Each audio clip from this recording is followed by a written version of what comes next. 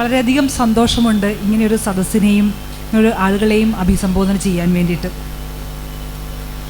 ഒന്ന്, ഈ പരിപാടി ആസൂത്രണം ചെയ്തത്, അതിൽ മുഖ്യ പങ്ക് വഹിച്ചത് കുറച്ച് ഫെമിനിസ്റ്റുകളായുള്ള സ്ത്രീകളായതുകൊണ്ട് കൂടിയാകാം ഒരുപക്ഷെ ആദ്യമായി അല്ലെങ്കിൽ ഏറ്റവും അടുത്ത സമയത്ത് എന്നെപ്പോലെ ഒരു സ്ത്രീ പ്രാസംഗികയെ വിളിച്ചതെന്ന് ഞാൻ കരുതുന്നു. കാരണം പൊതുവെ ഇത്തരം വേദികളിൽ പോയിട്ട് ഏറ്റവും അവസാനം സംസാരിക്കേണ്ട ഗതികേടിലേക്ക് എത്തുന്ന ഒരാളാണ് ഞാൻ. അപ്പോൾ അതിനുള്ള സന്തോഷം ഞാൻ ആദ്യം തന്നെ രേഖപ്പെടുത്തുകയാണ്. സുനിൽ ഇപ്പോൾ അവതരിപ്പിച്ച പേപ്പറുമായി ബന്ധപ്പെട്ടിട്ട് കുറച്ചധികം കാര്യങ്ങൾ എനിക്ക് പറയാനുള്ളതിനാൽ ഒരുപക്ഷെ അത് ഈ ഒരു സദസ്സ് അതിന് അത്ര അനുയോജ്യമല്ല എന്ന് ഞാൻ കരുതുന്നു. ഒന്ന് രണ്ട് കാര്യങ്ങൾ നിങ്ങളുമായി പങ്കുവയ്ക്കാമെന്നാണ് ഞാൻ വിചാരിക്കുന്നത്. ഈ പ്രത്യേകിച്ച് 10 മിനിറ്റ് അനുവദിച്ചിട്ടുള്ള 8 മിനിറ്റ് അനുവദിച്ചിട്ടുള്ള ഈ സമയത്ത് ഒന്ന് ആത്മാർത്ഥമായി പറയുകയാണെങ്കിൽ കഴിഞ്ഞ ഒരു 3-4 ദിവസം എന്നെ സംബന്ധിച്ചുള്ള പലതരത്തിലുള്ള രാഷ്ട്രീയമായിട്ടുള്ള ആശയക്കുഴപ്പങ്ങളുടെയും പ്രതിസന്ധികളുടെയും ഒരുപക്ഷെ ഒരുപാട് വിചാരങ്ങളുടെയും കാലമായിരുന്നു. അതെന്തുകൊണ്ടെന്നാൽ കഴിഞ്ഞ കുറച്ച് ദിവസമായി പ്രത്യേകിച്ച് മനുഷ്യ സംഗമവുമായി ബന്ധപ്പെട്ടിട്ട് സൈബർ ഇടങ്ങളിലും മറ്റിടങ്ങളിൽ നടന്നിട്ടുള്ള പലതരം ചർച്ചയാണ്. ഒരുപക്ഷെ ആ ചർച്ച മാത്രമല്ല, അതുമായി ബന്ധപ്പെട്ട പലതരം കാര്യങ്ങളായിരിക്കാം ഒരുപക്ഷെ എന്നെപ്പോൾ ഒരാളെ കുറച്ച് ആശയക്കുഴപ്പത്തിലാക്കിയതെന്ന് ഞാൻ കരുതുന്നു. 2 കാര്യങ്ങൾ ആമുഖമായി പറയേണ്ടതുണ്ടെന്ന് ഞാൻ വിശ്വസിക്കുന്നു. അതിലൊന്ന്, എന്തുകൊണ്ട് ഈ മനുഷ്യ സംഗമത്തിൽ ഞാൻ പങ്കെടുത്തു എന്നുള്ളത്. എല്ലാവിധ അഭിപ്രായ വിയോജിപ്പുകളോടുകൂടിയും പലതരം പ്രശ്നങ്ങൾ ഈ മനുഷ്യ സംഗമത്തിൻ്റെ ആശയ രൂപത്തിലാണെങ്കിലും അതിന് സംഘാടനത്തിലായാലും ഉള്ളപ്പോൾ തന്നെ ഈ ഒരു മനുഷ്യ സംഗമത്തിൽ പങ്കെടുക്കുക എന്നുള്ളത് എൻ്റെ ഒരു രാഷ്ട്രീയ കർത്തത്തിൽ പെടുന്ന ഒരു കാര്യമായി ഞാൻ കരുതുന്നു. അതെന്തുകൊണ്ടെന്നാൽ ഫാസിസത്തിനെതിരായിട്ടുള്ള ഏതൊരു ചെറിയ ചുവടിനെയും ഞാൻ അതീവ പ്രതീക്ഷാ നിർഭരമായാണ് കാണുന്നതെന്നുള്ളത് കൊണ്ടാണ്. രണ്ടാമതായി ഞാൻ പറയാൻ ആഗ്രഹിക്കുന്നത്, എന്തുകൊണ്ടാണ് ഈ ഒരു സ്ഥലത്തെ എൻ്റെ നിലയെ ഒരു ദളിത് സ്ത്രീ എന്ന നിലയിൽ, ഒരു ദളിത് ഫെമിനിസ്റ്റ് എന്ന നിലയിൽ എൻ്റെ നിലയെ ഞാൻ എങ്ങനെയാണ് അടയാളപ്പെടുത്തേണ്ടതെന്നുള്ളതായിരുന്നു ഒരു അടുത്തൊരു ചോദ്യം, എന്നെ ആശങ്കപ്പെടുത്തിയൊരു ചോദ്യം.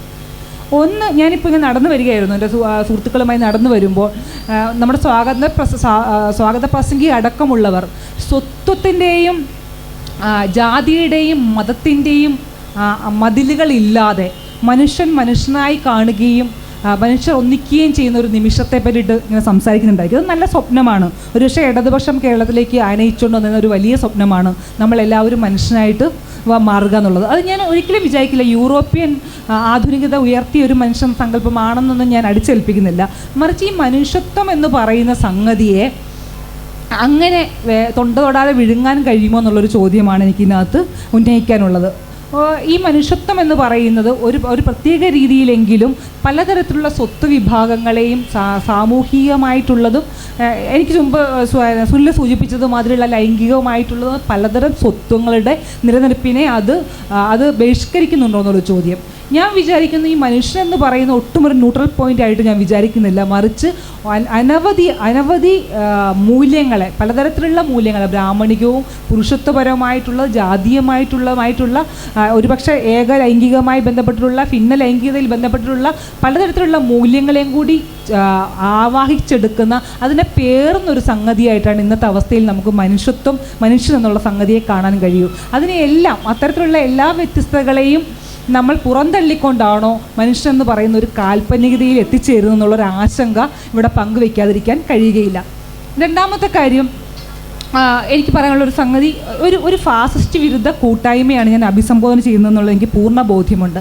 അതിലൊരു സംഗതി, ഈ ഫാസിസം എന്ന് പറഞ്ഞാൽ നമ്മൾ ഒരു ഹിന്ദു മതഭാസത്തിനെതിരെയുള്ള സമരമാണെന്നുള്ളതിനെപ്പറ്റി അത്തരം ഒരു സംഗതി ഉയർത്തിപ്പിടിക്കണമെന്ന് വിചാരിക്കുന്ന ഒരാൾ തന്നെയാണ്.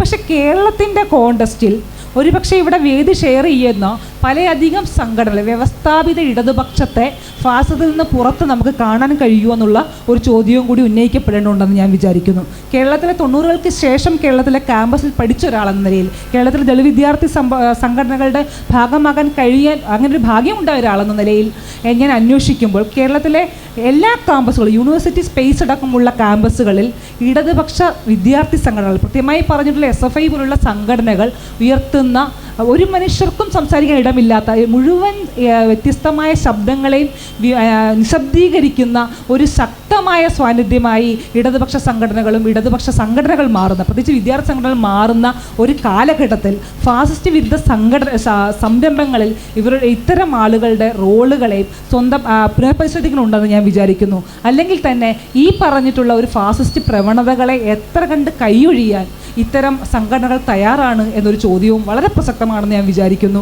അത് ചോദിക്കാതെ ഒരു ഫാസിസ്റ്റ് സംഗമത്തിനും മുമ്പത്തേക്ക് പോകാൻ കഴിയില്ല എന്ന് ഞാൻ വിചാരിക്കുന്നു.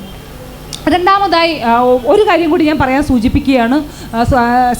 അതിലൊന്ന്, ഇതുമായി ബന്ധപ്പെട്ടുള്ള ഈ വേദിയിൽ ക്ഷണിക്കപ്പെട്ട ഒരു സംഘടനകളുടെ ഒരു ലിസ്റ്റ് കണ്ടപ്പോൾ ഇതേപോലെ ഒരു പ്രതിഷേധം എനിക്ക് തോന്നിയിട്ടുണ്ടായിരുന്നു. അതിലൊരു പ്രധാനപ്പെട്ട കാര്യമായി ഞാൻ കരുതുന്നത്, CITU മഹിളാ ഫെഡറേഷനും അടക്കമുള്ള സംഘടനകൾ ക്ഷണിക്കപ്പെടുന്ന ഒരു വേദിയിൽ എന്തുകൊണ്ട് മുസ്ലിം ലീഗ് പോലൊരു സംഘടനയ്ക്ക് പ്രാതിനിധ്യം കിട്ടുന്നില്ല? എന്തുകൊണ്ട് VM സുധീരനോ VT ബൽറാമോ ക്ഷണിക്കപ്പെടുന്നില്ല? ഇത്തരം ക്ഷണിക്കപ്പെടാതിരിക്കൽ അറിഞ്ഞോ അറിയാതെയുള്ള ഒരു എക്സ്ക്ലൂഷൻ ഈ ഒരു ഇടതുപക്ഷ കാൽപ്പനികതയിൽ നിന്നുണ്ടാവുന്നതാണെന്ന് ഞാൻ സംശയിക്കുന്നു. ആ ഒരു ഇടതുപക്ഷ കാൽപ്പനികത ഷെയർ ചെയ്യാത്ത ഒരാളെന്ന നിലയിൽ ഈ ഒരു വിമർശനം ഉന്നയിക്കേണ്ടത് എൻ്റെ രാഷ്ട്രീയ ബാധ്യതയായിട്ട് ഞാൻ കരുതുന്നു. ഒരു കാര്യം കൂടി പറയാമെന്ന് ഞാൻ വിചാരിക്കുന്നു. ഈ മനുഷ്യനെന്ന് പറയുന്ന സങ്കല്പത്തെ ഒരുപക്ഷെ യൂറോപ്യൻ മതബോധാനത്തിൽ അധിഷ്ഠിതമായ ഒരു മനുഷ്യ സങ്കല്പത്തെ പേറുന്ന ഒരാളല്ല. ഒരു നൂറ്റാണ്ടിലധികം ആയിട്ട് ഒരു ജനതയ്ക്ക് സമരം ചെയ്യേണ്ടി വന്നിട്ടുണ്ട് ഈ നാട്ടിലെ മനുഷ്യത്വം എന്ന് പറയുന്ന സംഗതിയിലേക്ക് പ്രവേശിക്കാൻ വേണ്ടിയിട്ട്. ദളിതർ പലതരത്തിൽ ഒരു നൂറ്റാണ്ടിലധികം നടത്തിയ ഒരു സമരങ്ങളുടെയും കൂടി ഫലമാണ്. അതുകൊണ്ട് മനുഷ്യത്വം എന്ന് പറയുന്ന തികച്ചും ഓറിയൻ്റലായിട്ടുള്ള, തികച്ചും കേരളീയമായിട്ടുള്ള ഒരു സങ്കല്പനത്തെ ഞാൻ തള്ളിപ്പറയുകയല്ല. മറിച്ച് നിങ്ങൾ മനുഷ്യനായി കടന്നു വരൂ എന്ന് പറഞ്ഞാൽ, മനുഷ്യ സംഗമത്തോടെ എനിക്ക് പ്രശ്നമില്ല, പക്ഷെ നിങ്ങൾ മനുഷ്യനായി കടന്നു വരാൻ പറഞ്ഞാൽ നിങ്ങളുടെ മുഴുവൻ വ്യത്യസ്തതകളെയും നിങ്ങൾ കളഞ്ഞിട്ട് വരണമെന്ന് പറയുന്ന ഒരു നിർബന്ധം അതിനകത്തുണ്ടോ എന്ന് ഞാൻ സംശയിക്കുന്നു. മൂന്നാമത്തെ കാര്യം, എന്തുകൊണ്ട് കേരളത്തിലെ മുസ്ലിം സംഘടനകൾ ഈ ഒരു സംഗതിയിലേക്ക് ക്ഷണിക്കപ്പെട്ടില്ല എന്നുള്ളത്. അതിന് കാരണമായി ഇവിടെ പറയുന്ന പല കാര്യങ്ങളും ഒരുപക്ഷെ ഇവിടെ ഷെയർ ചെയ്യുന്ന പലതരത്തിലുള്ള ഇടതുപക്ഷ സംഘടനകൾക്കും കൂടി ബാധകമാണെന്ന് ഞാൻ കരുതുന്നു. ഒന്ന്, ഒരു പ്രത്യേക രീതിയിലുള്ള ഫാസിസത്തെ ഞാൻ ആദ്യം സൂചിപ്പിച്ചു. എന്തുകൊണ്ടാണ് ക്യാമ്പസിൽ എങ്ങനെയാണ് ഇടതുപക്ഷ സംഘടനകൾ ഒരു ഫാസിസ്റ്റ് സംവിധാനമായി മാറുന്നെന്നുള്ള കാര്യം ഞാൻ സൂചിപ്പിച്ചു. ഒരുപക്ഷെ മറ്റൊരു കാര്യം പറയാൻ കഴിയും. കേരളത്തിൽ ആദ്യമായി മോറൽ പോലീസിങ്ങുമായി ബന്ധപ്പെട്ട് വളരെ ദൃശ്യപരമായിട്ടുള്ള ഒരു പ്രതിഷേധം നടത്തിയത് മഹിളാ അസോസിയേഷനാണെന്ന് നമുക്ക് കാണാൻ കഴിയും. രാത്രി സമരത്തിന് ശേഷം സെക്രട്ടേറിയറ്റിൻ്റെ മുമ്പ് അടിച്ച് വൃത്തിയാക്കി ചുലുകൊണ്ട് വന്നിട്ടാണ് അവർ അതിനോട് പ്രതികരിച്ചത്. അപ്പം മോറൽ പോലീസിംഗ് എന്ന് പറയുന്ന ഒരു സംഗതി, പ്രത്യേകിച്ച് ഒരു ഫാസിസ്റ്റ് സ്വഭാവമുള്ള മോറൽ പോലീസിംഗ് എന്ന് പറയുന്ന സംഗതിയെ പിൻപറ്റുന്നതിൽ ഇടതുപക്ഷം പുറകിലല്ല എന്ന് നമുക്ക് കാണാൻ കഴിയും. അതുകൊണ്ട് ഫാസിസ്റ്റ് വിരുദ്ധ ചേരിയിൽ ഒരു പ്രധാനപ്പെട്ട ഒരു ഇടതുപക്ഷ ബദലാണ് ഉണ്ടാവുക എന്ന് ഞാൻ വിചാരിക്കുന്നില്ല. മറിച്ച് ഫാസിസ്റ്റ് വിരുദ്ധ ചേരിയിൽ നവസാമൂഹ്യ പ്രസ്ഥാനങ്ങളുടെ, ദളിതരുടെയും ആദിവാസികളുടെയും ഇതര ന്യൂനപക്ഷങ്ങളുടെയും മുൻകൈയിലുള്ള, ലൈംഗിക ന്യൂനപക്ഷങ്ങളുടെയും മുൻകൈയിലുള്ള ഇതര സാമൂഹ്യ നവോത്ഥാന പ്രസ്ഥാനങ്ങൾക്കാണ് ഒരുപക്ഷെ വലിയ പങ്ക് വഹിക്കാൻ കഴിയുക എന്ന് ഞാൻ വിചാരിക്കുന്നു. ഇടതുപക്ഷത്തെ തള്ളിപ്പറയുകയല്ല, മറിച്ച് ഇടതുപക്ഷത്തെ പുനർനിർമ്മിച്ചുകൊണ്ടും പുനഃപരിശോധിച്ചുകൊണ്ടും അവർ മാറിക്കൊണ്ടുമായിരിക്കും ഒരുപക്ഷെ ഇടതുപക്ഷത്തിന് ഈ ഒരു സംഗതിയിലേക്ക് കക്ഷി ചേരാൻ കഴിയുള്ളൂ എന്ന് ഞാൻ വിചാരിക്കുന്നു. ഫാസിസത്തിനെതിരെയുള്ള സമരത്തോടൊപ്പം തന്നെ വളരെ പ്രധാനമാണ് നിങ്ങൾ ആരാണ് നിങ്ങളുടെ സഖ്യകക്ഷികൾ എന്നുള്ള ചോദ്യവുമെന്ന് ഞാൻ കരുതുന്നു. ഒറ്റ കാര്യം കൂടി പറഞ്ഞുകൊണ്ട് ഞാൻ അവസാനിക്കാം. എന്തുകൊണ്ടാണ് ദളിത് സ്ത്രീ എന്ന നിലയിൽ ഞാനിതിൽ പങ്കെടുത്തതെന്ന് കൂടി പറഞ്ഞുകൊണ്ട് അവസാനിപ്പിക്കാമെന്ന് കഴിയുന്നു. ഞാൻ ഇവിടെ ഒരു മനുഷ്യനായിട്ടല്ല പങ്കെടുക്കുന്നത്, മറിച്ച് സമൂഹത്തിൻ്റെ പലതരത്തിലുള്ള ജാതിയുടെയും സവർണ്ണ ഫാസിസത്തിൻ്റെയും പലതരത്തിലുള്ള അടിച്ചമർത്തലുകൾ പേറുന്ന ഒരു സ്ത്രീ ശരീരം എന്ന നിലയിലാണ് ഞാൻ ഇവിടെ പങ്കെടുക്കുന്നത്. അതുകൊണ്ട് തന്നെ എന്നെ സംബന്ധിച്ചിടത്തോളം ഫാസിസത്തിനെതിരെയുള്ള ഏതൊരു ചുവടുവയ്പ്പും അതിൻ്റെ പരിമിതികളുണ്ടെങ്കിലും അതിൻ്റെ കൂടെ നിൽക്കുക എന്നുള്ളത് എൻ്റെ ഒരു രാഷ്ട്രീയ ഉത്തരവാദിത്തമായി ഞാൻ കാണുന്നു. ഈ പരിപാടി കൂടുതൽ വിശാലമാകുക, ന്യൂനപക്ഷ സംഘടനകളെ, അത്തരം സംഘടനകൾക്ക് ധാരാളം പരിമിതികളുണ്ട്, അത്തരം സംഘടനകളുടെ വിമർശനവുമുള്ള ഒരാളാണ് ഞാൻ. മറിച്ച് ഇന്ത്യയിലെ സവർണ്ണ ഹൈന്ദവ എതിരായിട്ടുള്ള ഒരു സമരത്തിന് ന്യൂനപക്ഷ സംഘടനകളെ ഒഴിവാക്കിക്കൊണ്ട് ഒരു സാധ്യതയുണ്ടെന്ന് ഞാൻ കരുതുന്നില്ല. അത്തരം ഉള്ള സംഗതിയിലേക്ക് വിശാലമാകുക എന്നുള്ളതായിരിക്കും. എതിർ ശബ്ദങ്ങളെയും വ്യത്യസ്തമായിട്ടുള്ള ധാരകളെയും ഉൾപ്പെടുത്തിക്കൊണ്ടായിരിക്കണം ഫാസിസ്റ്റ് വിരുദ്ധ സംഗമങ്ങളും പ്രസ്ഥാനങ്ങളും മുമ്പോട്ട് പോകേണ്ടതെന്ന് ഞാൻ കരുതുന്നു. ഞാൻ ഒരു കാര്യം കൂടി സൂചിപ്പിക്കാമെന്ന് വിചാരിക്കുന്നു. ഒന്ന്, ഞാൻ ഈ ആദ്യം പറഞ്ഞ പോലെ ഒരു സംഗതിയാണ്. ഒന്ന്, പലതരത്തിലുള്ള സംഘടനകളെ റെപ്രസെൻ്റ് ചെയ്യാൻ വേണ്ടിയുള്ള ബോധപൂർവമായ ശ്രമം ഇവിടെ നടക്കുന്നുണ്ട്. ആ കാര്യത്തിൽ സംഘാടകരുടെ പ്രത്യേക തരത്തിലുള്ള അഭിനന്ദനം അർഹിക്കുന്നുണ്ട്. അതോടൊപ്പം തന്നെ പലതരത്തിലുള്ള, ഞാൻ പറയുന്നത് ജാതീയമായിട്ടുള്ള സംഘടനകളാകാം, ഒരുപക്ഷെ മതത്തെ ഒരു കുറ്റകൃത്യമായി നമ്മൾ കാണേണ്ടതുണ്ടോ, മതവിശ്വാസത്തെ ഒരു കുറ്റകൃത്യമായി നമ്മൾ കാണേണ്ടതുണ്ടോ എന്നുള്ള ചോദ്യമുണ്ട്. കാരണം മതരഹിതരായിട്ടുള്ള ഒരുപാട് ആളുകൾ ഇവിടെ കാണുമായിരിക്കും, ന്യൂനപക്ഷ വിഭാഗത്തിലോ അല്ലെങ്കിൽ ദളിത് വിഭാഗത്തിലോ ആൾക്കാരെ കാണുമായിരിക്കും. പക്ഷെ മതമുള്ളവരെയും കൂടി സ്വീകരിക്കാനായിട്ട്, മതത്തെ ഒരു വിശ്വാസ സംഹിതയായും രാഷ്ട്രീയ സംഹിതയായും കരുതുന്നവരെയും കൂടി സ്വീകരിക്കാൻ നമുക്ക് കഴിയേണ്ടതുണ്ടോ എന്നുള്ളൊരു ചോദ്യവും വളരെ പ്രസക്തമാണെന്ന് ഞാൻ വിചാരിക്കുന്നു. അതുകൊണ്ട് തന്നെ ഈ ഒരു ഫാസിസ്റ്റ് ഒരു ഫാസിസ്റ്റ് മുന്നണിയിൽ ഞാൻ ഒരു മനുഷ്യനായിട്ടല്ല, മറിച്ച് എൻ്റെ സ്വത്വങ്ങൾ, എല്ലാവിധത്തിലുള്ള സ്വത്വം, ഇതിൽ സ്ത്രീ എന്ന നിലയിൽ പലതരത്തിലുള്ള മർദ്ദനങ്ങൾക്ക് വിധേയപ്പെടുന്ന ഒരാളെന്ന നിലയിൽ അതിൻ്റെ ഒരു കൂട്ടത്തിൻ്റെ പ്രതിനിധി എന്ന നിലയിലാണ് ഞാൻ പങ്കെടുക്കുന്നത്. ഐക്യപ്പെടുക എന്ന് പറയുന്നത് വ്യത്യസ്തതകളോടുകൂടി ആയിരിക്കണം, നമ്മുടെ കൂടെ നിൽക്കുന്നവരോടുകൂടിയല്ല, വ്യത്യസ്തകളോടുകൂടി ഐക്യപ്പെടാനും വ്യത്യസ്തകളുടെ ഒരു സഹവർത്തിത്വം ഉണ്ടാക്കിയെടുക്കുവാനും നമുക്ക് കഴിയേണ്ടതുണ്ട്.